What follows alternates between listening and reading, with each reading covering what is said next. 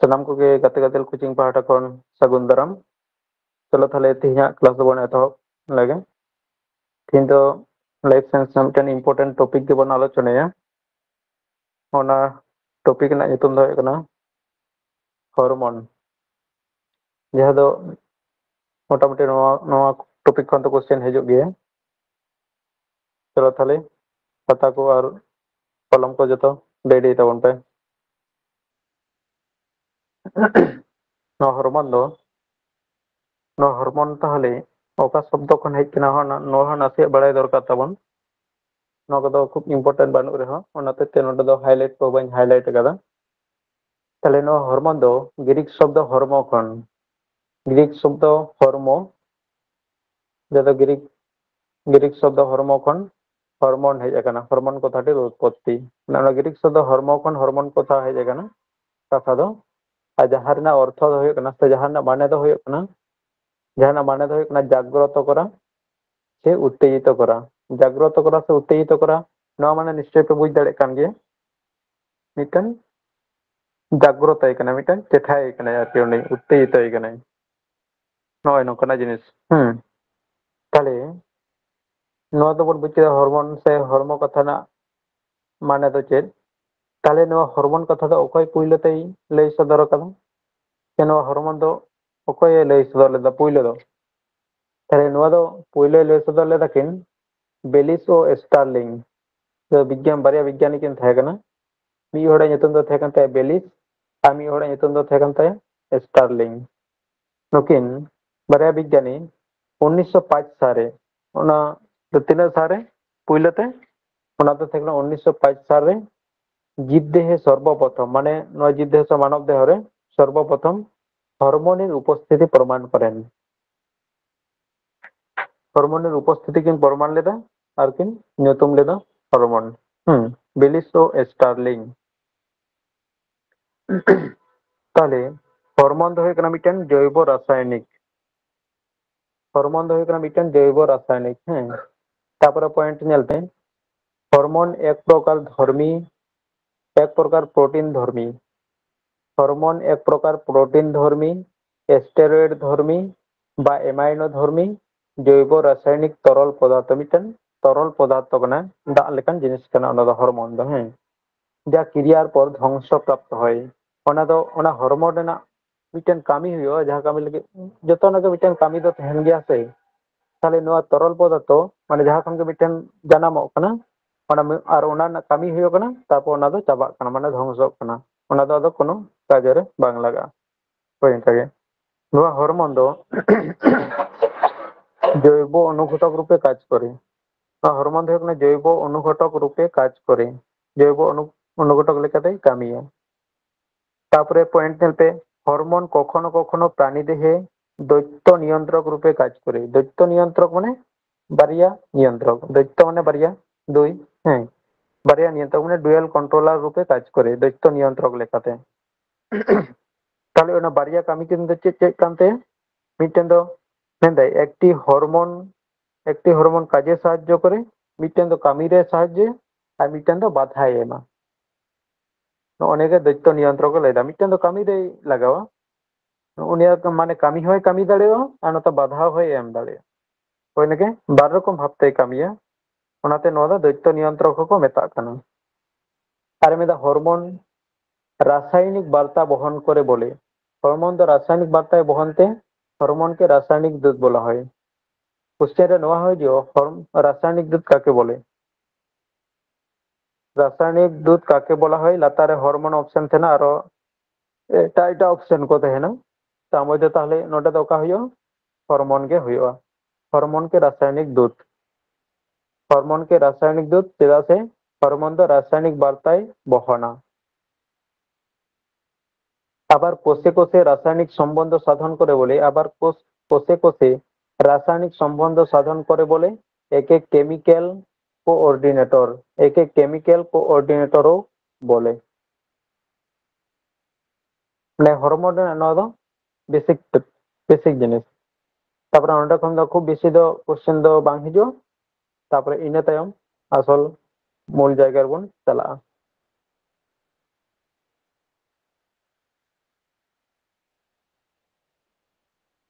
তাহলে ᱟᱵᱚ ᱧᱮᱞ ᱞᱟᱜᱟᱣ ᱵᱚᱱᱟ যে নডে চেতারিং অল কাদা যে মানুষের বা যে কোনো জীবের অন্তঃক্ষরা গ্রন্থি থেকে হরমোন খরিত হয় পুলে তো তাহলে গ্রন্থি বড়াই লাগাও বনা গ্রন্থি গ্রন্থি রে মেনা তাবন গিয়া আডিগান কোষ মিলাও কাতে গ্রন্থি তেয়ারᱚᱜᱼᱟ ᱚᱱᱟᱜᱮ হরমোন পড়াও লাহারে আবো গ্রন্থি কো বড়াই লাগাও বনা তিনাᱹᱜ রকম গ্রন্থি মেনা ᱪᱮᱫ ᱪᱮᱫ গ্রন্থি মেনা নোয়া কো তার মধ্যে ওকা ওকা গ্রন্থি খন হরমোন নিঃসৃত ওকা ওকা খন তো বাং অনেক হ্যাঁ ঠিক আছে তাহলে তাহলে হরমোন যে পুইলো রে যেটা বলতে মানুষের বা যে কোনো জীবের অন্তঃক্ষরা গ্রন্থি থেকে হরমোন খরিত হয় তাহলে যদি কোশ্চেন রে হিজুয়া হরমোন ওকা খন খরিত হরমোন হরমোন কোথা থেকে সে কোন গ্রন্থি থেকে খরিত হয় ওটা তো উত্তর চাই হলে পেছে ওটা তো হইবা অন্তঃক্ষরা গ্রন্থি অপশন বহিঃক্ষরা গ্রন্থি হইবা কিন্তু বহিঃক্ষরা গ্রন্থি তো বাং হইবা মানুষের বা যে কোনো জীবের অন্তঃক্ষরা গ্রন্থি থেকে হরমোন খরিত হয় তো কোশ্চেন রে হিজুয়া হরমোন কোন গ্রন্থি থেকে খরিত হয় তাহলে উত্তর তো হইবা অন্তঃক্ষরা গ্রন্থি তাহলে অন্তঃক্ষরা গ্রন্থি না উদাহরণ কবন ñel lage ᱪᱮᱫ ᱪᱮᱫ ᱢᱮᱱᱟᱜᱼᱟ অন্তঃক্ষরা গ্রন্থি না উদাহরণ পুইলো রে মেনা পিটুইটারি গ্রন্থি পিটুইটারি গ্রন্থি আঞ্জম কাদা পে বাং নো আঞ্জম কাদা হ্যাঁ তাহলে পিটুইটারি গ্রন্থি ওকারে থানা লে দাঁড়াবে যাই কোন আছে না লে তাবন পেছে বহরে গঙ্কে হ্যাঁ পিটুইটারি গ্রন্থি দো বহরে তাহেনা তারপরে ওনা পরে রে মেনা হাইপোথ্যালামাস পিটুইটারি গ্রন্থি তারপরে মেনা হাইপোথ্যালামাস তারপরে পিনিয়াল গ্রন্থি থাইরয়েড গ্রন্থি অ্যাড্রিনাল গ্রন্থি অগ্নাশয় গ্রন্থি ডিম্বাশয় গ্রন্থি আর শুক্রাশয় গ্রন্থি নয়া কো তাহলে পিটুইটারি গ্রন্থি বহরে মেনা হাইপোথ্যালামাস ওকারে মেনা লেতেছে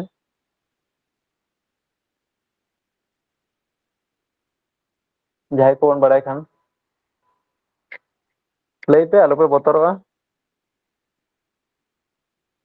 ᱟᱯᱮ ᱦᱚᱸ ᱢᱤᱫᱴᱟᱝ ᱨᱤᱵᱷᱤᱡᱚᱱ ᱦᱩᱭᱩᱜᱼᱟ ᱟᱨ ᱱᱚᱣᱟ ᱠᱚ ᱯᱟᱲᱦᱟᱣ ᱛᱟᱞᱟ ᱛᱟᱞᱟᱛᱮ ᱡᱟᱦᱟᱸ ᱛᱤᱱᱟᱹᱜ ᱠᱚᱥᱪᱮᱱ ᱦᱩᱭᱩᱜᱼᱟ ᱱᱚᱣᱟ ᱠᱚᱫᱚ ᱠᱷᱩᱵ ᱜᱮ ᱫᱤᱥᱟᱹ ᱛᱟᱦᱮᱱᱟ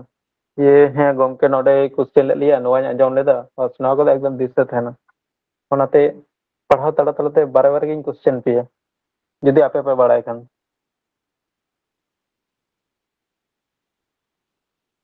ᱞᱟᱹᱭ ᱯᱮ হাইপোথ্যালামাস ᱫᱚ ᱚᱠᱟᱨᱮ হাইপোথ্যালামাস ᱫᱚ ᱵᱚᱦᱚᱜ ᱨᱮ তারপরে পিনিয়াল গ্রন্থি দো ওকারে বহরে গে গঙ্কে হ্যাঁ পিনিয়াল গ্রন্থি হো বহরে তাহলে পিটুইটারি গ্রন্থি হাইপোথ্যালামাস আর পিনিয়াল গ্রন্থি নোয়া কো পিয়া দো হুᱭᱩᱜ ᱠᱟᱱᱟ বহরে রে নোয়া কো দো মস্তিষ্কে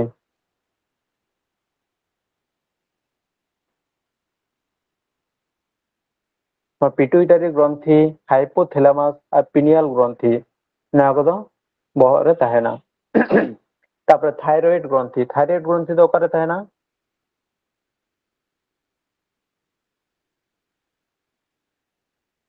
ᱡᱟᱦᱟᱸᱭ ᱠᱚᱵᱚᱱ ᱵᱟᱲᱟᱭ ᱠᱷᱟᱱ ᱴᱷᱤᱠ ᱜᱮᱭᱟ ᱚᱱᱟ ᱠᱚᱫᱚ ᱛᱟᱦᱞᱮ ᱵᱚᱱ ᱧᱮᱞᱟ থাইরয়েড গ্রন্থি ᱫᱚ ᱦᱚᱴᱚᱜ ᱨᱮ ᱛᱟᱦᱮᱱᱟ তারপরে এড্রিনাল গ্রন্থি অগ্নাশয় গ্রন্থি ডিম্বাশয় শুক্রাশয় নওয়া ᱠᱚ তাই পিটুইটারি গ্রন্থি ᱪᱮᱫ ᱠᱚ ᱢᱮᱛᱟᱜᱼᱟ ᱵᱟᱲᱟᱭ ᱯᱮ আর অন্যান্য অপর নাম ᱠᱚ ᱥᱮ ᱡᱟᱦᱟᱱᱟᱜ ᱧᱩᱛᱩᱢ ᱠᱚ ᱢᱮᱱᱟᱜ ᱠᱷᱟᱱ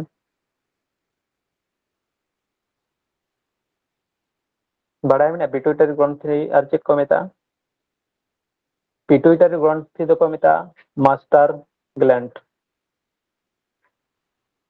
মাস্টার গ্ল্যান্ড মানে যাହା দো প্রভু গ্রন্থি তাহলে যদি কোশ্চেন রয়ে যাও মাস্টার গ্ল্যান্ড কোন গ্রন্থিকে বলা হয় উত্তর চলে যাও পিটুইটারি আর যদি কোশ্চেন রে নৌকা হিজুआ মাস্টার অফ মাস্টার গ্ল্যান্ড কোন গ্রন্থিকে বলা হয় মাস্টার গ্ল্যান্ড তো হুᱭᱩᱜ ᱠᱟᱱᱟ পিটুইটারি গ্রন্থি আর মাস্টার অফ মাস্টার গ্ল্যান্ড তো কটা হাইপোথ্যালামাস হ্যাঁ মাস্টার অফ মাস্টার গ্ল্যান্ড ওনা দো হুᱭᱩᱜ ᱠᱟᱱᱟ হাইপোথ্যালামাস যাহা দো প্রভু গ্রন্থি ᱥᱮ ᱯᱨᱚᱵᱷᱩ ᱜᱨᱚন্থির প্রভু ᱚᱱᱟᱜᱮ ᱦᱩᱭᱩᱜ ᱠᱟᱱᱟ হাইপোথ্যালামাস ᱡᱮ ᱚᱱᱟ ᱫᱚ ᱪᱮᱫᱟᱜ ᱠᱚ ᱢᱮᱛᱟᱜᱼᱟ ᱚᱱᱟ ᱠᱚ ᱡᱚᱛᱚ ᱵᱚᱱ ᱟᱞᱳᱪᱚᱱᱟᱭᱟ ᱦᱟᱸᱜ ᱢᱤᱫᱴᱮᱱ ᱢᱤᱫᱴᱮᱱ তাহলে এরপরে ᱵᱚᱱ ᱧᱮᱞ ᱞᱮᱜᱮ glands of human body glands of human body মানে মানব দেহের গ্রন্থি তাহলে আমাদের শরীরে তিন ধরনের গ্রন্থি পাওয়া যায় আমাদের শরীরে তিন ধরনের গ্রন্থি পাওয়া যায় ᱚᱱᱟ তিন ধরনের গ্রন্থি ᱠᱚ ᱨᱮᱱᱟᱜ ᱧᱩᱛᱩᱢ ᱫᱚ ᱦᱩᱭᱩᱜ ᱠᱟᱱᱟ ᱢᱤᱫᱴᱮᱱ ᱫᱚ ᱦᱩᱭᱩᱜ ᱠᱟᱱᱟ অন্তঃক্ষরা গ্রন্থি দুই নম্বর ᱫᱚ ᱦᱩᱭᱩᱜ ᱠᱟᱱᱟ বহিঃক্ষরা গ্রন্থি আর তিন নম্বর ᱫᱚ ᱦᱩᱭᱩᱜ ᱠᱟᱱᱟ মিশ্র গ্রন্থি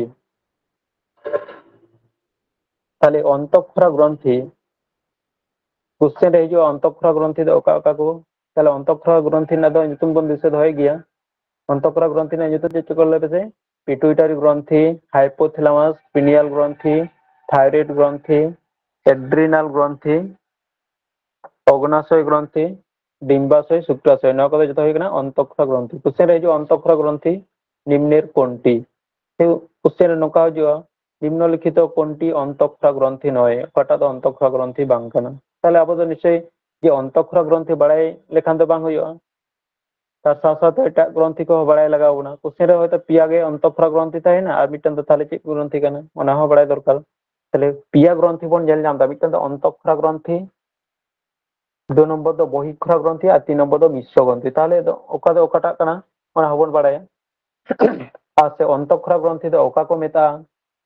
ওনা ᱫᱚ ᱪᱮᱫ ᱞᱮᱠᱟᱱᱟ ওনা ᱦᱚᱸ ᱱᱟᱥᱮ ᱵᱟᱲᱟᱭ ᱫᱚᱨᱠᱟর ᱛᱟᱵᱚᱱ যে ওকাটা ᱫᱚ অন্তঃক্ষরা গ্রন্থি ওকাটা ᱫᱚ বহিঃক্ষরা গ্রন্থি তাহলে অন্তঃক্ষরা গ্রন্থি ᱫᱚ ওনা গᱮᱠᱚ ᱢᱮᱛᱟᱜ ᱠᱟᱱᱟ ᱡᱟᱦᱟᱸ ᱜᱨᱚন্থি ᱨᱮᱱᱟᱜ ᱫᱚ নালী বাং তাহেনা উনিয়াᱜ ᱫᱚ নালী বাং তাহেনা অন্তঃক্ষরা গ্রন্থি রেনাᱜ ᱫᱚ ওনা হতেতে ওনা গ্রন্থি ᱠᱷᱚᱱ ᱫᱚ ᱡᱟᱦᱟᱸ ওনা হরমোন को খরিতোয়া সে হরমোন को তেয়ারোয়া ওনা ᱫᱚ সরাসরি ওনা রক্তবাহ সে রক্ত সাথে মায়াং সাথে মেশাওয়েন গে ওনা ᱫᱚ কোন নালী ᱫᱚ বাং তাহেনা তাহলে নোটে ᱧᱮᱞ ᱯᱮ অন্তঃক্ষরা গ্রন্থি না পয়লা পয়েন্ট ᱧᱮᱞ ᱯᱮ অন্তঃক্ষরা গ্রন্থির নালী থাকে না অন্তঃক্ষরা গ্রন্থির নালী থাকে না আর অন্তঃক্ষরা গ্রন্থির দ্বিতীয় পয়েন্ট ᱧᱮল ᱯᱮ ফলে অন্তঃক্ষরা গ্রন্থির নালী থাকে না ফলে গ্রন্থির ক্ষরণ সরাসরি গ্রন্থি না ক্ষরণ সরাসরি রক্তবাহের রক্তে মিশে যায় উদাহরণ বন ᱧᱮᱞ লেখান আরো পরিষ্কার আনা হতো তাহলে অন্তঃক্ষরা গ্রন্থি না উদাহরণ ᱫᱚ ᱦᱩᱭᱩᱜ ᱠᱟᱱᱟ পিটুইটারি গ্রন্থি থাইরয়েড গ্রন্থি এড্রিনাল গ্রন্থি নয় পিটুইটারি গ্রন্থি খন দো ওঁডে তো কোনো নালী বাং থেনা ওঁডে কোন সরাসরি যাহা খরণক না যাহা হরমোন খরণক না ওনা দো সরাসরি রক্ত রে মেশাও কতে এটা গ্রন্থি রে চালাক কানা সে এটা ঠেন চালাক কানা তারপরে ওনা না কামি হুয়ুᱜ কানা তারপরে ওনা দো আজাদ থেকে ধ্বংসক কানা তাহলে অন্তঃক্ষরা গ্রন্থি না উদাহরণ দো একদম দিশা দহো কাপে যাহা দিন হাইলাইট কাদা অন্তঃক্ষরা গ্রন্থি না উদাহরণ দো হুᱭᱩᱜ ᱠᱟᱱᱟ পিটুইটারি গ্রন্থি থাইরয়েড গ্রন্থি আর এড্রিনাল গ্রন্থি দিশা তাই না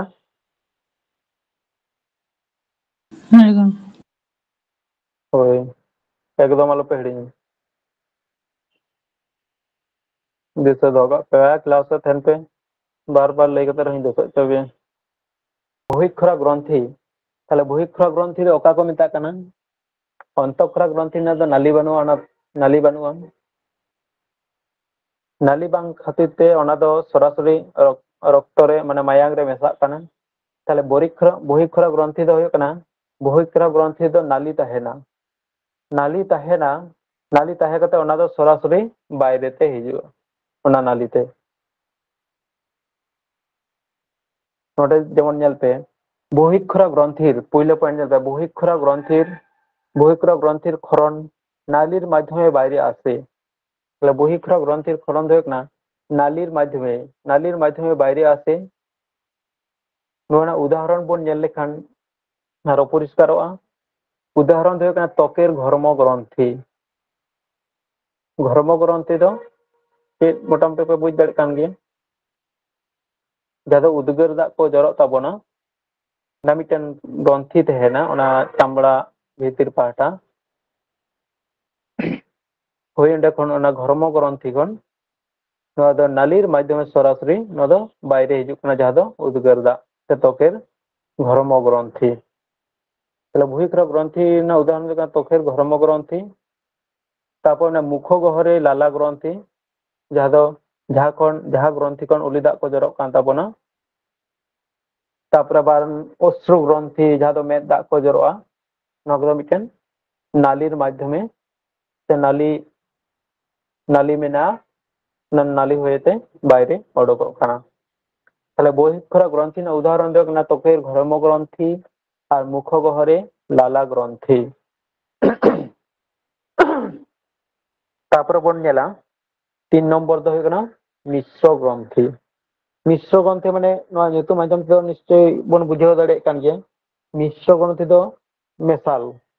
মানে বানার অন্তঃক্ষরা গ্রন্থি ᱦᱚᱸ ᱛᱟᱦᱮᱱᱟ আর বহিঃক্ষরা গ্রন্থি ᱦᱚᱸ ᱛᱟᱦᱮᱱᱟ, বানার ᱢᱤᱫ ᱥᱟᱶ ᱛᱮᱜᱮ ᱠᱟᱹᱢᱤᱭᱟᱭ ᱡᱟᱦᱟᱸ ᱜᱨᱚন্থি ᱨᱮ। ᱚᱱᱠᱟᱱᱟᱜ ᱜᱨᱚন্থি ᱦᱚᱸ ᱢᱮᱱᱟᱜ ᱜᱮᱭᱟ ᱡᱟᱦᱟᱸ ᱨᱮᱫᱚ নালী ᱦᱚᱸ ᱛᱟᱦᱮᱱᱟ, নালী অংশ হও তাহলে আর নালীবিহীন অংশ হও তাহলে। তাহলে বন ñᱮᱞ ᱞᱮᱜᱮ মিশ্র গ্রন্থি ᱨᱮᱱᱟᱜ পয়েন্ট, যে সমস্ত নালীযুক্ত অংশ, যে সমস্ত গ্রন্থিতে নালীযুক্ত অংশ সে বহিঃক্ষরাধর্মী, নালীযুক্ত অংশ ᱫᱚ ᱦᱩᱭᱩᱜ ᱠᱟᱱᱟ বহিঃক্ষরাধর্মী এবং নালীবিহীন অংশ ᱫᱚ ᱦᱩᱭᱩᱜ ᱠᱟᱱᱟ অন্তঃক্ষরাধর্মী অংশ। অন্তঃক্ষরাধর্মী উভয় অংশেই উপস্থিত থাকে, বানার অংশ গে উপস্থিত তাহেনা, হইনা গ্রন্থি দোকো মেতাগ কানা মিশ্র গ্রন্থি। তাহলে মিশ্র গ্রন্থি ᱨᱮᱱᱟᱜ উদাহরণ, মিশ্র গ্রন্থি ᱨᱮᱱᱟᱜ উদাহরণ ᱫᱚ ᱦᱩᱭᱩᱜ ᱠᱟᱱᱟ অগ্নাশয়, অগ্নাশয়, শুক্রাশয় আর ডিম্বাশয়। যাহা ᱫᱚ ᱢᱩᱪᱟᱹᱫ ᱨᱮ ᱥᱚᱭ ᱛᱟᱦᱮᱱ ᱠᱟᱱᱟ ᱡᱟᱦᱟᱸ ᱜᱨᱚন্থি ᱨᱮ, হইনা ᱜᱮ ᱦᱩᱭᱩᱜ ᱠᱟᱱᱟ অগ্নাশয়, হইনা ᱜᱮ ᱦᱩᱭᱩᱜ ᱠᱟᱱᱟ মিশ্র গ্রন্থি, ᱢᱩᱪᱟᱹᱫ ᱨᱮ সয় তাহেনা। হ্যাঁ, তাহলে সয় তাহেনা অগ্নাশয়, শুক্রাশয়, ডিম্বাশয়, নওয়া কদো পিয়া গে ᱦᱩᱭᱩᱜ ᱠᱟᱱᱟ মিশ্র গ্রন্থি।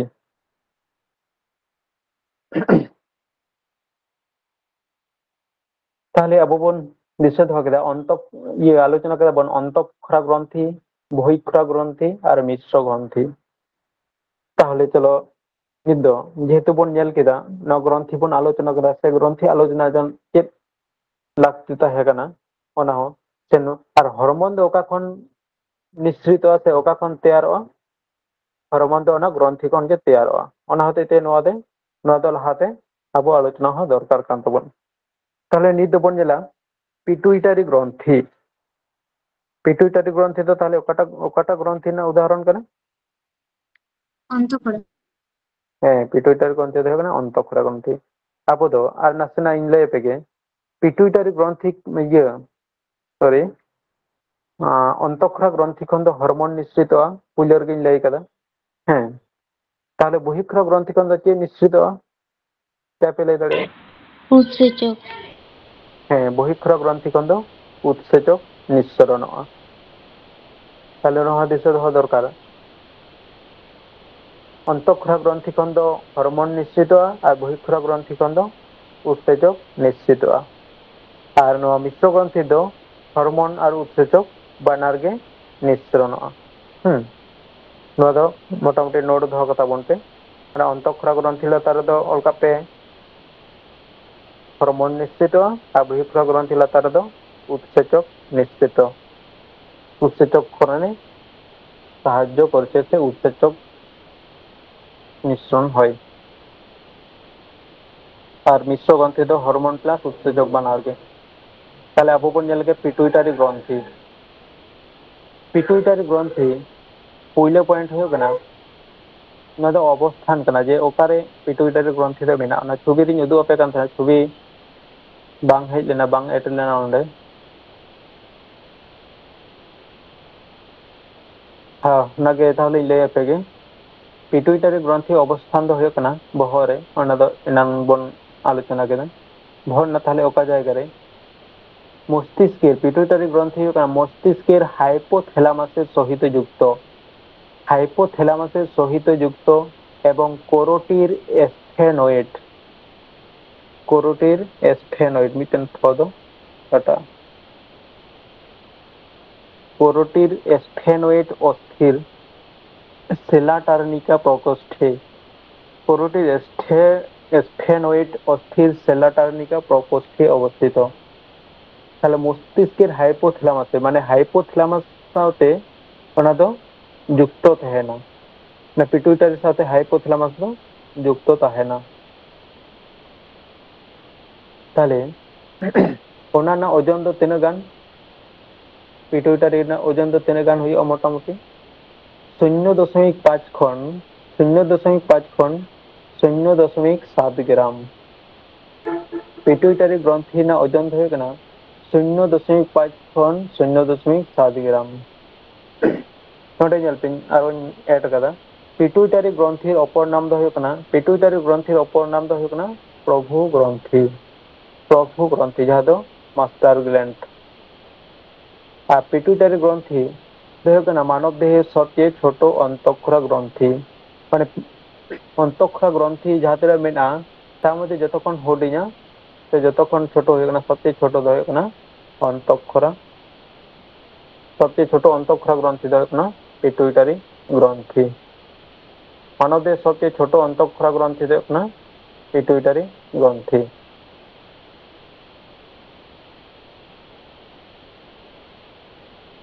तापरे पिट्यूटरी ग्रंथि थेके निश्चित हॉर्मोन समूह पिट्यूटरी ग्रंथि थेके निश्चित हॉर्मोन समूह जैसे नोटे तो मैंने अग्र पिट्यूटरी थेके निश्चित हॉर्मोन समूह पिट्यूटरी ग्रंथि ना आबार हाटिंग मेना मिटन दो अग्र पिट्यूटरी और मिटन दो पश्चात पिट्यूटरी आरो ओका ओका बोई करे दो मध्य पिट्यूटरी को हो मेना अदो अब दो बारिया हाटिंग तेगिन हाटिंग कदा मिटन दो अग्र पिट्यूटरी और मिटन दो पश्चात पिट्यूटरी ताले अग्र पिट्यूटरी खन दो ओका ओका हार्मोन निश्चित अग्र पिट्यूटरी दो के ले देसे अग्र माने के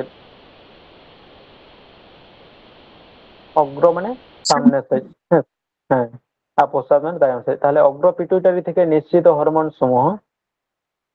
अग्र पिट्यूटरी खन दो ओका ओका हार्मोन निश्चित कना ताले बोन बड़ाई लगे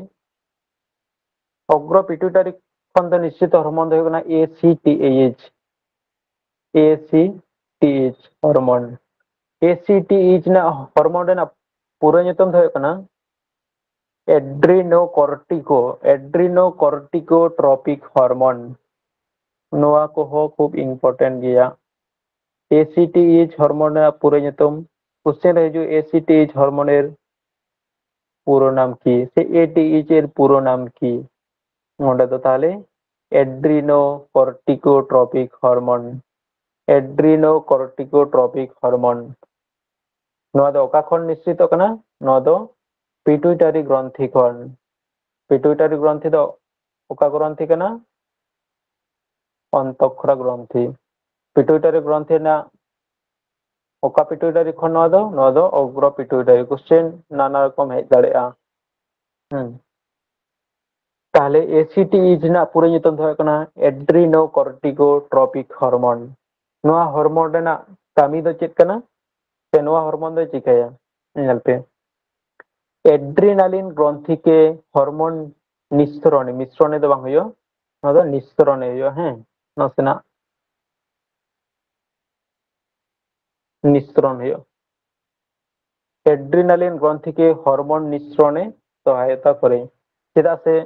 नोटे nyutum रे नेल पे ACTH एड्रीनोकॉर्टिकोट्रोपिक हार्मोन ताले नोआ दो चेक ACTH एड्रीनोकॉर्टिको पुलर के नेल पे एड्रीनो मेना ओनाते ते नोआ ACTH हार्मोन पुले खरनो कना ओका खन पिट्यूटरी ग्रंथि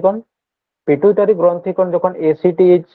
खरनो कना ओना ACTH दो ओकारे चला कना एड्रीनालिन ग्रंथि रे एड्रीनालिन ग्रंथि रे चलाव कते ओंडे खन जहां हार्मोन निस्सरण दा ओनारे सहायता एमाय कना बुझनाम केदा पे नोडे ताहले नोआ अधिक खरनेर फले नोआ ACTH जदि दमे बाड़ती खरनोआ दमे बाड़ती खरन लेन खान नोडे मिटा रोग हुआ ओना रोग ना nyutum दो कना causing syndrome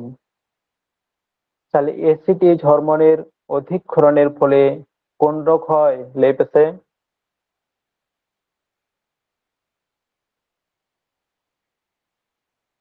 causing syndrome causing syndrome तापरे बन नेला 2 नंबर जहाँ दो कना सोमाटोट्रोपिक हार्मोन से ट्रोपिक हार्मोन जहाँ दो एसटीएच ना पूरा nyutum दो कना एसटीएच ना पूरा nyutum दो कना सोमाटोट्रोपिक हार्मोन दिशा दो पे नौका दो खूब इम्पोर्टेंट गया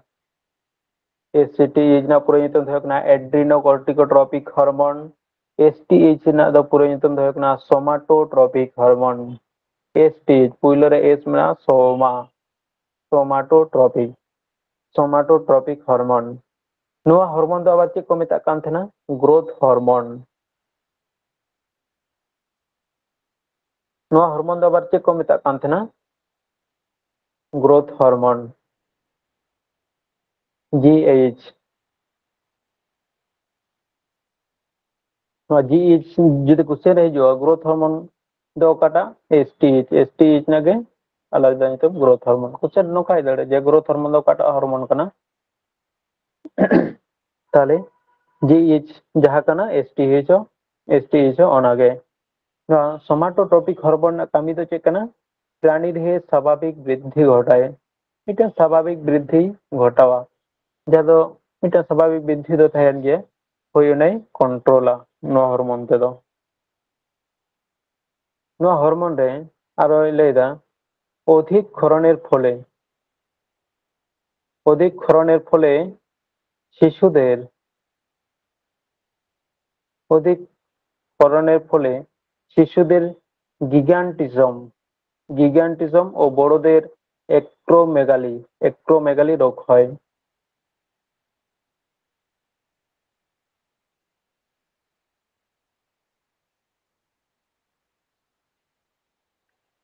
अधिक ক্ষরণের ফলে শিশুদের গিগান্টিজম ও বড়দের একট্রোমেগালি রোগ হয় আর যদি স্বল্প ক্ষরণ হয় যদি কম ক্ষরণ হয় এসটিএইচ যদি কম ক্ষরণ হয় তাহলে খান চে রোগ হইবা শিশুদের দ হইবা বামনত্ব এবং বড়দের খান দ অতিকায়ত্ব রোগ হয় স্বল্প ক্ষরণের ফলে শিশুদের বামনত্ব ও বড়দের অতিকায়ত্ব রোগ হয় না তো খুব ইম্পর্টেন্ট দিয়া যে শিশুদের বামনত্ব রোগ কোন হরমোনের ফলে হয় কোশ্চেন নৌকা যে কোন হরমোনের ফলে শিশুদের বামনত্ব রোগ হয় তাহলে ওকাটা হইয়া অলেপে উত্তর হ্যাঁ সোমাটোট্রপিক হরমোন আর অতিকায়ত্ব রোগ কোন হরমোনের ফলে হয়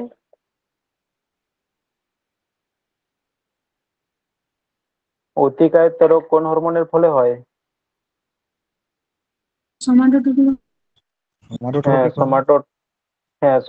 सोमाटोट्रॉपिक हार्मोन से एसटीएच नासे ना दो तेला को तो पे एम तबोना ताले खान दो इन्हो नासे बेस बुझे जे को आंजम जामे दा मेनते ताले खान दो मेना है सुदु सुदु इंजिन रोड दा आंजम जामे तो को बांगचम ठीक है ताले এরপরে থাইরয়েড স্টিমুলেটিং হরমোন 3 নম্বর ধরে না থাইরয়েড স্টিমুলেটিং হরমোন যাদা टीएसएच तो टीएसएच ना पूरे nyutum ge hoyok kana TSH ना पूरे nyutum होयok kana thyroid stimulating hormone ताहले अब बोन नेला थायरॉइड स्टिमुलेटिंग हार्मोन ताहले যদি নোয়া তো তাহলে কোন গ্রন্থি থেকে নিঃসৃত হয় যদি লাইন থাইরয়েড স্টিমুলেটিং হরমোন কোন গ্রন্থি থেকে নিঃসৃত হয় লাইপে অপশন ই মাপি আছে इन्हीं लेदा थायरॉइड स्टिमुलेटिंग हार्मोन से टीएसएच কোন গ্রন্থি থেকে নিঃসৃত হয় পহলে অপশন রহে কনা থাইরয়েড দ্বিতীয় অপশন হয়ে কনা एड्रिनल 3 নম্বর হয়ে কনা অগ্নাশয় আর 4 নম্বর হয়ে কনা পিটুইটারি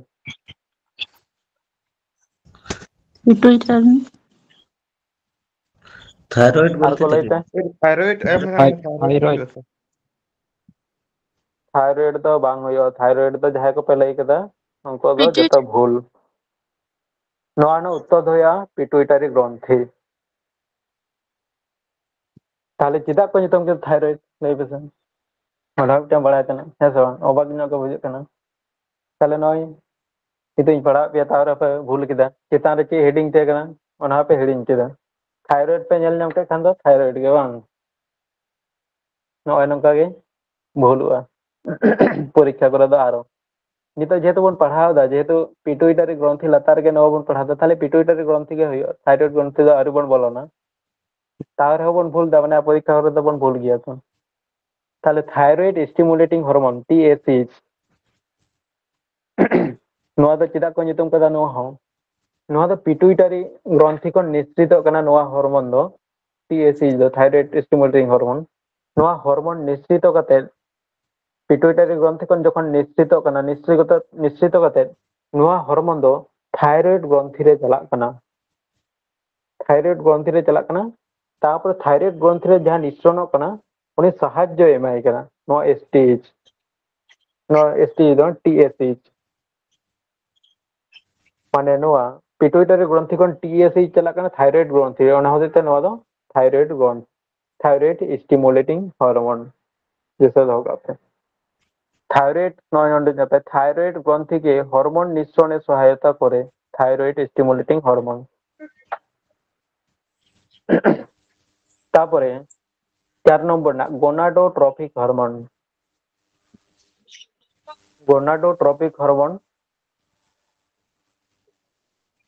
जहां दो को मेता का GTH ना ट्रोपिक GTH ना पूरे नितम के होना GTH ना पूरे नितम के होना गोनाडोट्रोपिक हार्मोन नवा हार्मोन ना कमी दो मोटामुटी चेक करना नवा हार्मोन ना कमी दो होना स्त्री और पुरुष देह डिम्बाशय और शुक्राशय हार्मोन खरणे उद्दीपित करे डिम्बाशय और शुक्राशय जहां हार्मोन को खरना ओंडे उद्दीपित कोआ नवा GTH दो तापरे अब बाड़ाय दो दरकार बना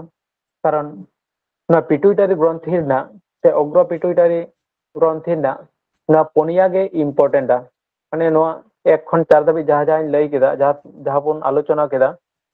होय उनागे मोटामुटी इम्पोर्टेंट तापरे नितो जहां मिना FSH LH जहां 5 6 7 8 8 टी मिना तापरे नवा को दो खूब इम्पोर्टेंट दो बांग कना नवा पुनिया दो एकदम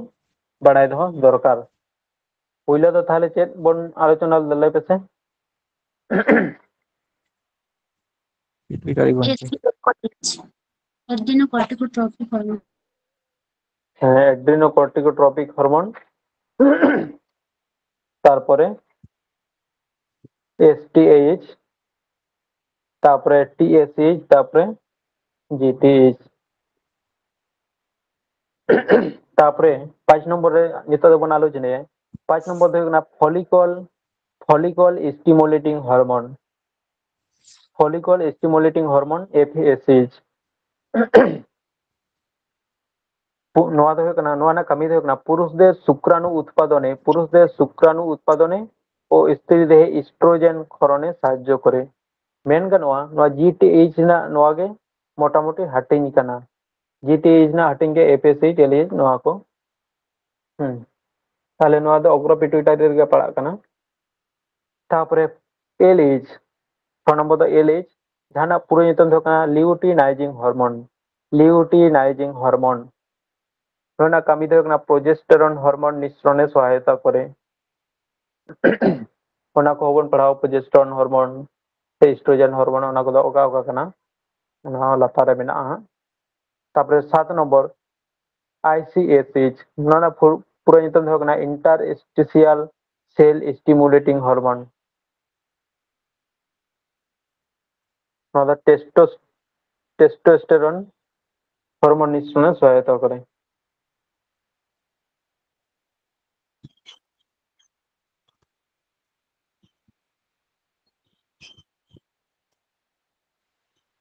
तापरे मेना 8 नंबर लियूटोट्रोपिक हार्मोन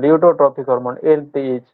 पुरुष देह जननतंत्रेर विकास হয় আর স্ত্রী দেহে স্তন গ্রন্থির বিকাশ ও দুগ্ধ উৎপাদনে সাহায্য করে ওনাদের ওকা হরমোন LTH তাহলে নোয়া কদো খুব ইম্পর্টেন্ট দে বাং করা ওনাতে তাড়াতাড়ি স্কিপ দিয়ে দা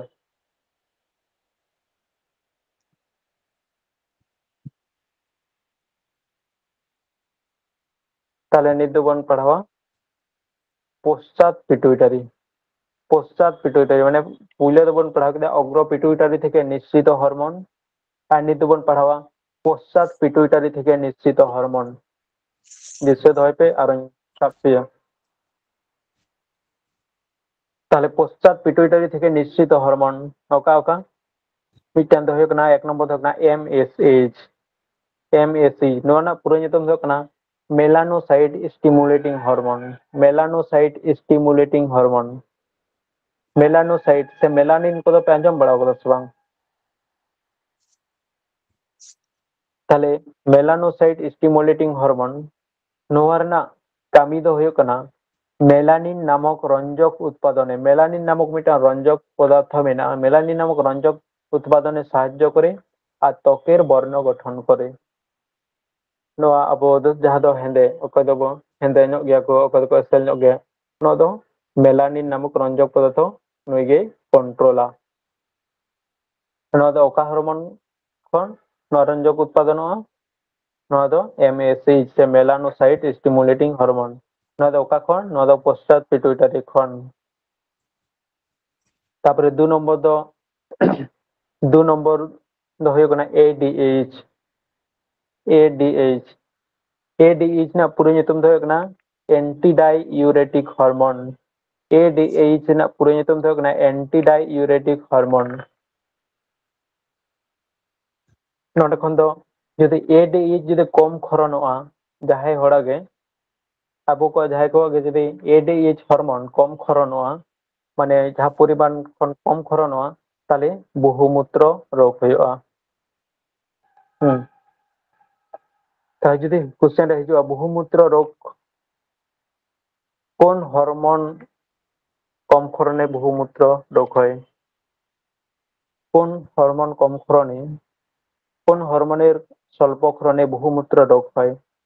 তাহলে নোয়ান উত্তর হইও এডিএইচ এডিএইচ না পুরো নিতুম দছে एंटी डाइयूरेटिक हार्मोन दिसे दो आपे আর মিটান দাও না অক্সিটোসিন তো খুব একটা ইম্পর্টেন্ট দাদা কেট গে বানো কিন্তু দিছে দাও আপে অক্সিটোসিন দাও না পশ্চাৎ পিটুইটারি থেকে নিঃসৃত হরমোন নোয়া দো অন্তঃক্ষরা গ্রন্থি তাহলে নরকন পিটুইটারি গ্রন্থি কোন আর যাহে কোশ্চেন মেনা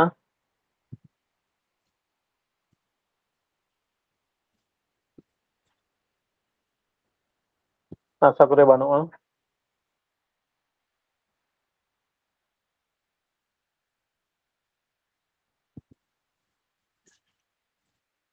থাইরয়েড গ্রন্থি নোয়া দো হयो না গ্রীবাদেশে ট্রাকিয়ার দুপাশে দ্বিতীয় থেকে চতুর্থ ট্রাকিয়ার রিং এর সম্মুখে অবস্থা গ্রীবাদেশে মানে যাহা দো হটরে লই চইদা হ্যাঁ গ্রীবাদেশে হটরে আবো যত হরগে ñel पे গ্রীবাদেশে ট্রাকিয়ার দুপাশে দ্বিতীয় থেকে চতুর্থ ট্রাকিয়াল রিং এর সম্মুখে অবস্থিত মানে ওনা রিং পাশাপাশি রে সে সম্মুখ রে পাশাপাশি রেগে অবস্থানওয়া নোয়া দো थायरॉइड ग्रंथि तार जतो हर आपे फोटो रे सब लगाए पे गल पे लैंड्री खन चेतन न ज्यादा एकदम रिंग लेका बुझु कना छना लैंड्री ते रिंग लेका पे बुझो दम दस बांग Hai gangke. হ্যাঁ হই নাগে লেদা গ্রিবাদে সে ট্রাকিয়ার দুপাশে দ্বিতীয় থেকে চতুর্থ ট্রাকিয়াল রিং মানে চেতান খন মানে পয়লো খন একদম বারিয়া দ্বিতীয় খন চতুর্থ ওনা পাশের গে নো থাইরয়েড গ্রন্থি দো তাহেনা ᱱᱚᱣᱟ ᱫᱚ ᱵᱤᱥᱮᱥ ᱠᱚᱨᱮ ᱟᱨᱚ ᱵᱚᱱ ᱵᱩᱡᱽ ᱧᱟᱢᱟ ᱱᱤᱛ ᱫᱚ ᱦᱚᱭᱛᱚ ᱩᱱᱟᱹᱜ ᱜᱟᱱ ᱵᱟᱝ ᱵᱩᱡᱩᱜ ᱠᱟᱱᱟ ᱡᱩᱫᱤ ᱟᱵᱚ ᱡᱚᱠᱷᱚᱱ ᱠᱚ ᱴᱷᱟᱱᱰᱟ ᱠᱚ ᱞᱟᱜᱟᱣ ᱵᱚᱱᱟ ᱛᱚᱠᱷᱚᱱ ᱱᱟᱥᱮᱱᱟᱜ ᱦᱚᱴᱚᱜ ᱠᱚᱫᱚ ᱱᱟᱥᱮᱱᱟᱜ ᱨᱮᱦᱚᱸ ᱠᱳᱱᱳ ᱥᱚᱢᱚᱭ ᱫᱚ ᱯᱷᱩᱞᱟᱹᱜ ᱜᱮᱭᱟ ᱦᱳᱭ ᱚᱱᱟᱜᱮ থাইরয়েড গ্রন্থি ᱜᱮ ᱱᱚᱝᱠᱟᱜᱼᱟ তাহলে ᱱᱚᱣᱟ ᱨᱮᱱᱟᱜ ওজন ᱫᱚ ᱛᱤᱱᱟᱹᱜ থাইরয়েড গ্রন্থি ᱨᱮᱱᱟᱜ ওজন ᱫᱚ ᱦᱩᱭᱩᱜ ᱠᱟᱱᱟ 20 থেকে 35 গ্রাম 20 থেকে 35 গ্রাম নয়তো প্রাপ্তবয়স্ক লোকের ক্ষেত্রে নোয়া থাইরয়েড গ্রন্থি না ওজন হয়ে গেনা 20 থেকে 35 গ্রাম 20 থেকে 35 গ্রাম দো আডি গান গে আর পিটুইটারি গ্রন্থি না ওজন দো বন ñel কেদা 0.5 ᱠᱷᱚᱱ 0.7 ᱜᱨᱟᱢ ᱚᱱᱟ ᱫᱚ ᱚᱱᱟᱛᱮ ᱡᱚᱛᱚ ᱠᱷᱚᱱ ᱦᱩᱰᱤᱧᱟᱜ অন্তঃক্ষরা গ্রন্থি কানা তাহলে নোয়া দো যেহেতু 20 ᱠᱷᱚᱱ 35 গ্রাম ᱦᱩᱭᱩᱜ ᱠᱟᱱᱟ তাহলে নোয়া দো যত ᱠᱷᱚᱱ মারাং গᱮᱭᱟ মানব দেহের সবচেয়ে বড় অন্তঃক্ষরা গ্রন্থি হলো থাইরয়েড গ্রন্থি মানব দেহের সবচেয়ে বড় অন্তঃক্ষরা গ্রন্থি দো হলো থাইরয়েড গ্রন্থি তাহলে আবো বন নেলা থাইরয়েড গ্রন্থি থেকে নিঃসৃত হরমোন সমূহ থাইরয়েড গ্রন্থি কোন ওকা ওকা হরমোন নিঃসৃত ওনা কোন কামি চেত ওটা ইম্পর্টেন্ট জিনিস কো বন আলোচনায় তাহলে পুইলো রে বন নেল নাম দো থাইরক্সিন থাইরয়েড গ্রন্থি কোন নিঃসৃত হরমোন দো হলো থাইরক্সিন এনান লেখা তো আলোপে বলতে বন এনান যেমন মিটান থাকে না টিএসএইচ থাইরয়েড স্টিমুলেটিং হরমোন কিন্তু ওনা দো পিটুইটারি কোন নিঃসৃত কোশ্চেন নকা হিজু সাধারণ একদম বেসিক কোশ্চেন যে টিএসএইচ হরমোন ওকা কোন নিঃসৃত কানা ওকা কোন গ্রন্থি থেকে নিঃসৃত হয় পুইলো রে বার ওটা কো এমা থাইরয়েড গ্রন্থি মানে যাহে কোশ্চেন को করা उनको उनका ना को অঙ্ক করে হ এমন এমন উত্তর को পুইলো রে কো মা যাহা দো নাসে না ভুল কা সে ওনা উত্তর কে হিজু আর ওনা অপশন के পুইলো রে কো মা যদি নাসে ভুল কেদা ওনা অপশন যদি हम পুইলো রে জাম কেদা বাস একদম দাগা আদা চিন্তে বাম চিন্তে দোসার লেগে যাবে তাহলে থাইরয়েড গ্রন্থি থেকে নিঃসৃত হরমোন পুইলো রে দো বিনা থাইরক্সিন যাহা দো T4 को মেতা কান গিয়া T4 T4 যাহা দো থাইরক্সিন না থাইরক্সিন হরমোন অধিক ক্ষরণের ফলে যদি বাড়তি ক্ষরণ হওয়া পরিমাণ খন তাহলে গয়টার সে গলগন্ড রোগ হইয়া গয়টার সে গলগন্ড রোগ দো কারা হইয়া হটর কে বন বাড়ায়া অনাতে তেনো দো না বাড়তি ক্ষরণ লেন খান গয়টার সে গলগন্ড রোগ হইয়া না দো হটরে না গ্রন্থি তো তাই না তারপরে কম ক্ষরণে যদি অধিক ক্ষরণ লেখা সে বাড়তি ক্ষরণ লেখা তো গয়টার সে গলগন্ড হইয়া যদি কম ক্ষরণ হওয়া তাহলেও রোগ হইয়া মিটান যতনাকে পরিমাণ থেনা কম কম রেহ ক্ষতি মেনা আর বেশিটাও ক্ষতি মেনা কম ক্ষরণ লেনখান শিশুদের মানে গিদ্রা কোয়া কম ক্ষরণ লেনখান নো থাইরক্সিন হরমোন যদি কম ক্ষরণ হওয়া গিদ্রা কা রোগ দো হইয়া ক্রেটিনিজম রোগ হইয়া ক্রেটিনিজম আর বড়দের সে লাটু কো হইয়া মেক্সিডিমা সে মিক্সোডেমা বড়দের মেক্সিডিমা রোগ হয় কম ক্ষরণের ফলে শিশুদের ক্রেটিনিজম এবং বড়দের মেক্সিডিমা রোগ হয় আর যদি অধিক ক্ষরণ হয় তাহলে গয়টার সে গলগন্ড রোগ ধোকাপে আর ইম্পর্টেন্ট ওটা বিনা থাইরক্সিন হরমোন বেঙ্গাচির রূপান্তর সরীসৃপ ও পক্ষী জাতীয় প্রাণীদের নির্মোচনে সাহায্য করে থাইরক্সিন হরমোন বেঙ্গাচির রূপান্তর সরীসৃপ ও পক্ষী জাতীয় প্রাণীদের নির্মোচনে সাহায্য করে কোশ্চেন এই যে বেঙ্গাচির রূপান্তর কোন হরমোনের ফলে হয় বেঙ্গাচির রূপান্তর মানে চেন বেঙ্গাচি খন যখন ব্যাং রে রূপান্তর কানা তখন নোয়া হরমোন না প্রভাব মেনা তাই যদি বেঙ্গাচি রূপান্তর কোন হরমোনের ফলে হয় তাহলে থাইরক্সিন নো ইম্পর্টেন্ট ওনাতে হাইলাইট করা তারপরে বন জেলা 2 নম্বর ট্রাইআয়োডোথাইরোনিন ট্রাইআয়োডোথাইরোনিন T3 নোয়া না কামি দো কানা দেহের সামগ্রিক বৃদ্ধি দেহের উষ্ণতা এবং হৃৎপিণ্ডের গতি নিয়ন্ত্রণে দেহের সামগ্রিক বৃদ্ধি দেহের উষ্ণতা এবং হৃৎপিণ্ডের গতি নিয়ন্ত্রণে বিশেষ ভূমিকা নেয় T3 যাদো ট্রাইআয়োডোথাইরোনিন তারপরে আর মিটেন হরমোন মেনা থাইরয়েড গ্রন্থি কোন দো ক্যালসিটোনিন নোনাও সেরকম কামি দো বানুয়া তাহলে হাইপোথ্যালামাস যাহা দো এনান বন আলোচনা কেদা নাসে না তারও বন আলোচনা লাগে হাইপোথ্যালামাস যাহা দো বহর রেগে থাইনা নোয়া হ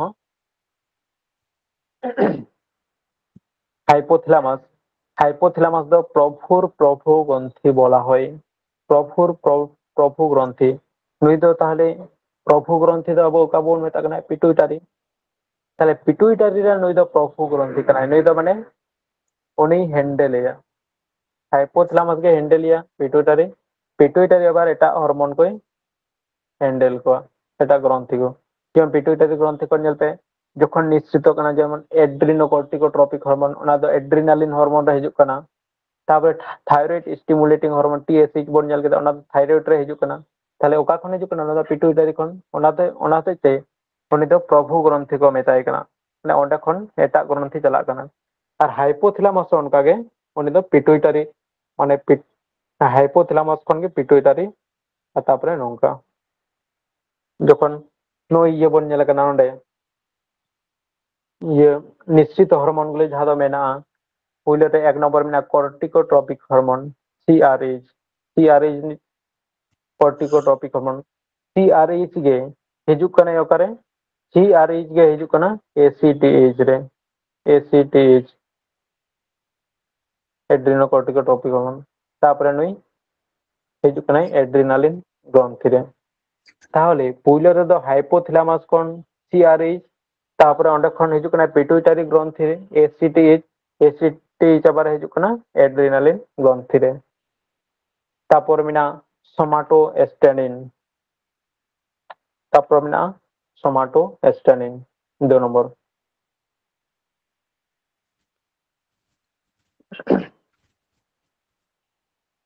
तापरे नोंडे आरचे सोमाटोएस्टेनिन धाबे बन पढ़ा लेदा तापरे नितो दो 3 नंबर हाइपोथैलामास कोन आर मिटन ग्रोथ हॉर्मोन रिलीजिंग हॉर्मोन नोआ को ताहले हाइपोथैलामास থেকে বিভিন্ন রিলিজিং হরমোন নিঃসৃত হয় নোয়া হরমোন কত কো মেতা কানা রিলিজিং হরমোন তারপরে পিনিয়াল গ্রন্থি ওকারে থানা না রে বন আলোচনা করে প্রিয়া যাদো পিটুইটারি হাইপোথ্যালামাস আর পিনিয়াল গ্রন্থি তো था তাহলে নোয়া দো মস্তিষ্কে পিনিয়াল গ্রন্থি থেকে মেলাটোনিন হরমোন নিঃসৃত হয় যা ত্বকের উজ্জ্বলতা বাড়াতে সাহায্য করে মেলাটোনিন পিনিয়াল গ্রন্থি কে হয়ো কানা যতক্ষণ কাটে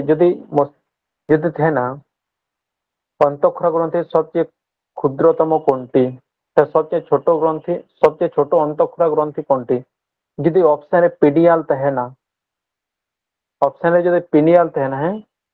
তাহলে ওনা দো পিনিয়াল গে হয়োয়া আর যদি পিনিয়াল বাং থাকেন খান দো ওনা দো পিটুইটারি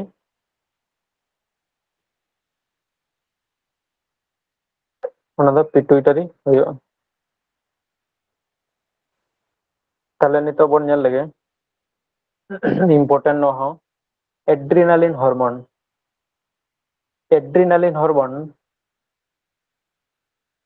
नोआ दो एड्रिनालिन ग्रंथि থেকে एड्रिनालिन ग्रंथि मानव देहेर बृक्के अवस्थित मानव देहेर बृक्क ठेन एड्रिनालिन हॉर्मोन दो अवस्थान आजम जामे दापे হয় গঙ্কে होय नोआ एड्रिनालिन ग्रंथि दो मानव देहेर बृक्क रे मानव देहेर बृक्क ठेन अवस्थान नोआ दो राग भय दुश्चिंता आनंद तारारंगेर संकोचन प्रसारण श्वास प्रश्वास इत्यादि जरूरी अवस्थाय एड्रिनालिन हॉर्मोन क्रियाशील হয় नोआ जरूरी अवस्था रे যখন রাগী আড়িস को হইয়া दुश्चिंता को হইয়া से কোনো সময় ফুর্তি লেখান से संकोचन प्रसारण श्वास प्रश्वास समय ना दो जरूरी समय रे नोआ एड्रिनालिन हॉर्मोन दे कामिया ओना हते ते नोआ हॉर्मोन दो को मेता कना जरूरी कालीन हॉर्मोन से संकटकालीन हॉर्मोन से आपतकालीन हॉर्मोन क्वेश्चन रे आडी जोर हिजु गया नोआ डब्ल्यूपी केपी करे जे आपतकालीन हॉर्मोन कोनटी आपतकालीन हॉर्मोन কোন হরমোনকে আপতকালীন হরমোন বলা হয় সে কোন হরমোনকে সংকটকালীন হরমোন বলা হয় সে জরুরিকালীন হরমোন সংকটকালীন হরমোন সে আপতকালীন হরমোন ওনা দো হয়ো কানা এড্রিনালিন হরমোন রেনাগ গে অপর নাম দো হয়ো কানা জরুরিকালীন হরমোন সংকটকালীন হরমোন সে আপতকালীন হরমোন আর মিটার ইম্পর্টেন্ট গিয়া एड्रिनाल ग्रंथि থেকে নিঃসৃত স্ট্রেস হরমোনটি হলো কর্টিসল যদি কোশ্চেন রে হিজো এড্রিনাল গ্রন্থি থেকে নিঃসৃত স্ট্রেস হরমোনটির নাম কি তাহলে হইও কর্টিসল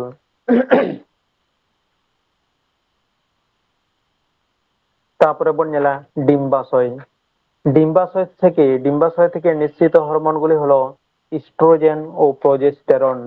বারিয়া হরমোন ডিম্বাশয় ᱠᱷᱚᱱ ᱛᱮᱭᱟᱨᱚᱜᱼᱟ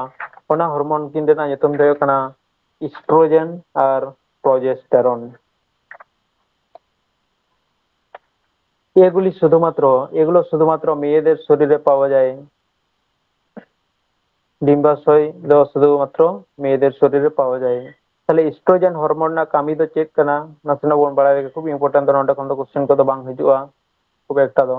ইস্ট্রোজেন হরমোন ᱨᱮᱱᱟᱜ ᱠᱟᱹᱢᱤ ᱫᱚ ᱦᱩᱭᱩᱜ ᱠᱟᱱᱟ জনন অঙ্গের পরিবর্তন, জরায়ু বৃদ্ধি, স্তনের পুষ্টি সঞ্চয় ও বৃদ্ধি আর ঋতুচক্রের আবর্তন নিয়মিত করতে সাহায্য করে নয়া ᱦᱩᱭᱩᱜ ᱠᱟᱱᱟ ইস্ট্রোজেন হরমোন ᱨᱮᱱᱟᱜ ᱠᱟᱹᱢᱤ। তারপরে প্রোজেস্টেরন ᱡᱟᱦᱟᱸ ᱫᱚ ডিম্বাশয় ᱠᱷᱚᱱ ᱜᱮ ᱟᱨ ᱢᱤᱫᱴᱮᱱ ᱦᱚᱨᱢᱚᱱ ᱱᱤᱥᱥᱚᱱᱚᱜᱼᱟ ᱡᱟᱦᱟᱸ ᱦᱚᱨᱢᱚᱱ ᱨᱮᱱᱟᱜ ᱧᱩᱛᱩᱢ ᱫᱚ ᱦᱩᱭᱩᱜ ᱠᱟᱱᱟ ᱯᱨᱳজেস্টেরন। ᱱᱚᱣᱟ ᱯᱨᱳজেস্টেরন ᱦᱚᱨᱢᱚᱱ ᱨᱮᱱᱟᱜ ᱠᱟᱹᱢᱤ ᱫᱚ ᱦᱩᱭᱩᱜ ᱠᱟᱱᱟ জাইগোট গঠন, ভ্রূণের বৃদ্ধি, গর্ভাবস্থায় ঋতুচক্রকে বন্ধ রাখতে সাহায্য করে। নয়া ᱫᱚ ᱦᱩᱭᱩᱜ ᱠᱟᱱᱟ প্রোজেস্টেরন ᱨᱮᱱᱟᱜ ᱠᱟᱹᱢᱤ।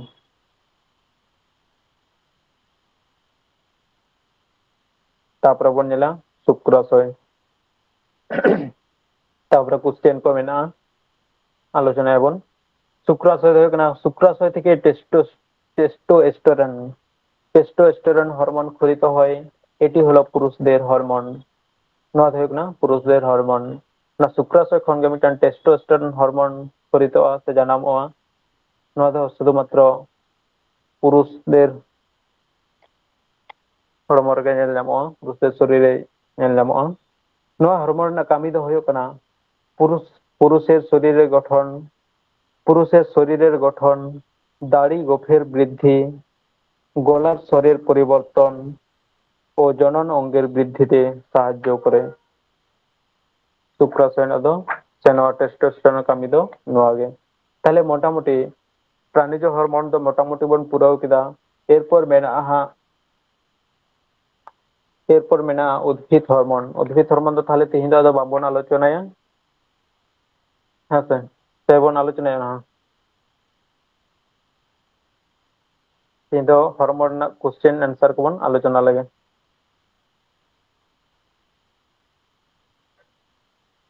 চলো তাহলে তেহেᱧᱟᱜ কোশ্চেন অ্যান্সার ᱠᱚᱵᱚᱱ ᱟᱞᱳᱪᱚনা ᱞᱮᱜᱮ। 1 নম্বর ᱨᱮᱱᱟᱜ কোশ্চেন ᱫᱚ ᱦᱩᱭᱩᱜ ᱠᱟᱱᱟ অন্তঃক্ষরা গ্রন্থি হলো অপশন এ রেᱫᱚ ᱢᱮᱱᱟᱜᱼᱟ লালা গ্রন্থি, বি রেᱫᱚ ᱢᱮᱱᱟᱜᱼᱟ যকৃৎ, সি রেᱫᱚ ᱢᱮᱱᱟᱜᱼᱟ অশ্রু গ্রন্থি, ডি রেᱫᱚ ᱢᱮᱱᱟᱜᱼᱟ থাইরয়েড। তাহলে অন্তঃক্ষরা গ্রন্থি ᱫᱚ ᱚᱠᱟᱴᱟᱜ অন্তঃক্ষরা গ্রন্থি কোনটি? অন্তঃক্ষরা গ্রন্থি হলো ᱚᱠᱟᱴᱟᱜ ᱦᱩᱭᱩᱜᱼᱟ? থাইরয়েড উত্তর গ্রন্থি। ᱞᱟᱹᱭ ᱛᱟᱵᱚᱱ ᱯᱮ। হ্যাঁ অন্তঃক্ষরা গ্রন্থি ᱫᱚ ᱦᱩᱭᱩᱜ ᱠᱟᱱᱟ হ্যাঁ থাইরয়েড গ্রন্থি। অন্তঃক্ষরা গ্রন্থি ᱫᱚ ᱦᱩᱭᱩᱜ ᱠᱟᱱᱟ অপশন ডি থাইরয়েড গ্রন্থি। অপশন ডি থাইরয়েড গ্রন্থি। তারপরে 2 নম্বর রেনাগ কোশ্চেন কোনটি অন্তঃক্ষরা গ্রন্থি নয়? কোনটি অন্তঃক্ষরা গ্রন্থি নয়? লালা গ্রন্থি। লালা গ্রন্থি। আর কো লই তাবন পে ᱩᱱᱟᱹᱜ ᱠᱚᱢ উত্তর ᱫᱚ ᱪᱮᱫᱟᱜ? ᱡᱚᱛᱚ ᱦᱚᱲ ᱜᱮ ᱞᱟᱹᱭ ᱯᱮ কোনটি অন্তঃক্ষরা গ্রন্থি নয়? তাহলে 2 নম্বর ᱨᱮᱱᱟᱜ উত্তর ᱫᱚ ᱦᱩᱭᱩᱜᱼᱟ অপশন এ লালা গ্রন্থি। 3 নম্বর ᱨᱮᱱᱟᱜ কোশ্চেন নিম্নের কোনটি মিশ্র গ্রন্থি? নিম্নের কোনটি অগ্নাশয়। মিশ্র গ্রন্থি? অগ্নাশয়। ᱱᱚᱣᱟ ᱫᱚ ᱮᱠᱫᱚᱢ ᱡᱚᱛᱚ ᱦᱚᱲ ᱯᱮ ᱫᱤᱥᱟᱹ ᱫᱚᱦᱚ ᱠᱟᱫᱟ ᱵᱟᱝ ᱚᱠᱚᱭ ᱜᱮ ᱵᱟᱝ ᱯᱮ ᱦᱤᱲᱤᱧᱟ ᱫᱚ ᱞᱟᱹᱭ ᱠᱟᱜ ᱯᱤᱭᱟᱹᱧ ᱥᱚᱭ ᱛᱟᱦᱮᱸ ᱞᱮᱱᱠᱷᱟᱱ ᱜᱮ মিশ্র গ্রন্থি হ্যাঁ সে একদম দিশা দহো কাᱜ ᱯᱮ। তাহলে নিম্নের কোনটি মিশ্র গ্রন্থি? অপশন সি অগ্নাশয়। তারপরে 4 নম্বর না কোশ্চেন সর্বাপেক্ষা ক্ষুদ্র অনাল গ্রন্থি কোনটি? পিটুইটারি। पिट्यूटरी को জুত তেলাই পিটুইটারি। পে পিটুইটারি কোনটা? হ্যাঁ তো আর কো লাই পে ঠিকঠাক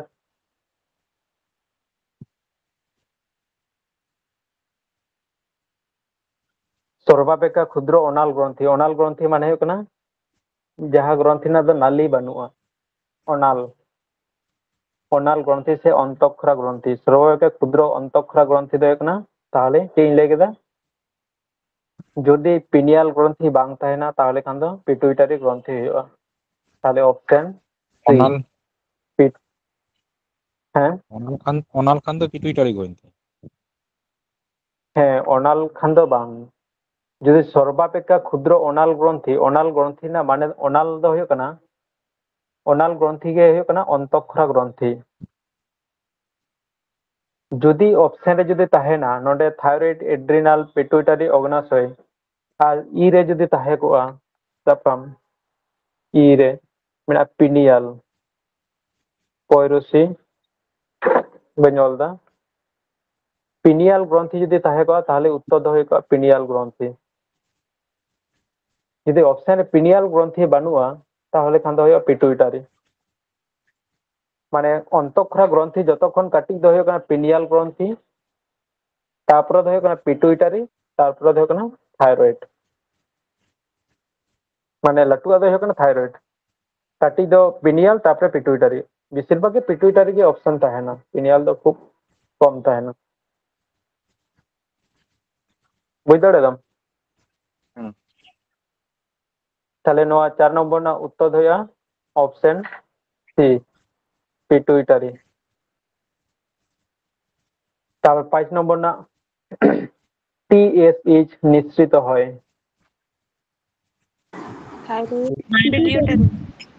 পিটুইটারি হ্যাঁ থাইরয়েড টিএসএইচ নিঃসৃত হয় পিটুইটারি এনআরআই রে কোশ্চেন গুলি লাগে বাং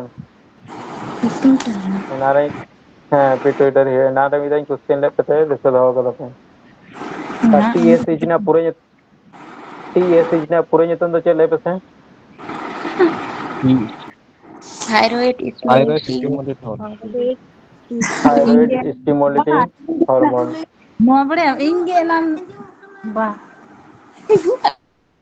ए कोई पे गोल कदा टीएसएच निश्चित হয় পিটুইটারি হ্যাঁ পিটুইটারি গ্রন্থি কোন 6 নম্বর না লেপে কোন অন্তঃক্ষরা গ্রন্থি থেকে এসিটিএইচ নিঃসৃত হয় পিটুইটারি কোন অন্তঃক্ষরা গ্রন্থি থেকে এসিটিএইচ নিঃসৃত হয় নোয়া হয় পিটুইটারি অপশন ডি তাহলে 7 নম্বর পিটুইটারি গ্রন্থির অগ্রভাগ থেকে ক্ষরিত হয় এসিটিএইচ পিটুইটারি গ্রন্থির অগ্রভাগ থেকে ক্ষরিত হয়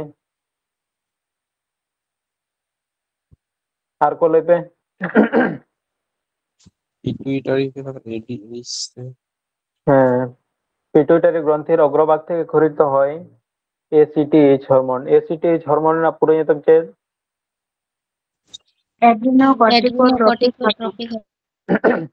एड्रिनोकॉर्टिकोट्रॉपिक हार्मोन तापर मेना एमएसएच ना पूरा nyutum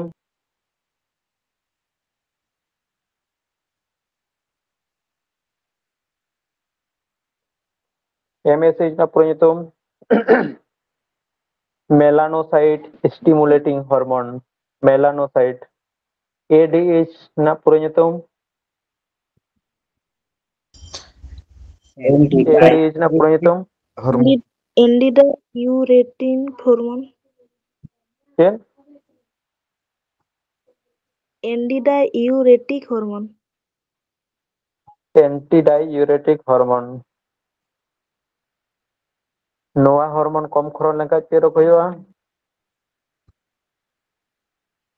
बहुमूत्र एडीएच बहुमूत्र रोग होया তারপরে থাইরক্সিন ক্ষরিত হয় কোন গ্রন্থি থেকে থাইরয়েড থেকে হ্যাঁ 8 নম্বর না উত্তর দেওয়া থাইরক্সিন ক্ষরিত হয় থাইরয়েড গ্রন্থি থেকে তারপরে 9 নম্বর কোন গ্রন্থিকে মাস্টার অফ মাস্টার গ্ল্যান্ড বলা হয়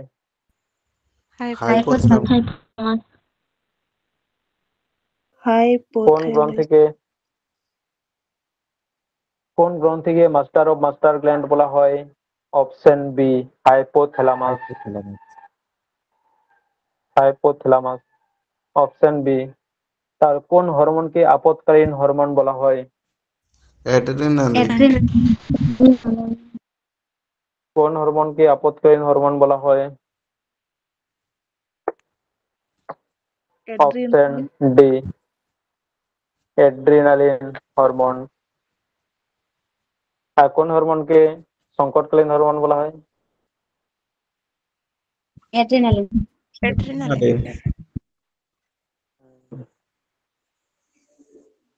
ᱫᱤᱥᱟᱹ ᱫᱚᱦᱚ ᱠᱟᱜ ᱜᱮᱭᱟ ᱯᱮ ᱛᱟᱦᱞᱮ?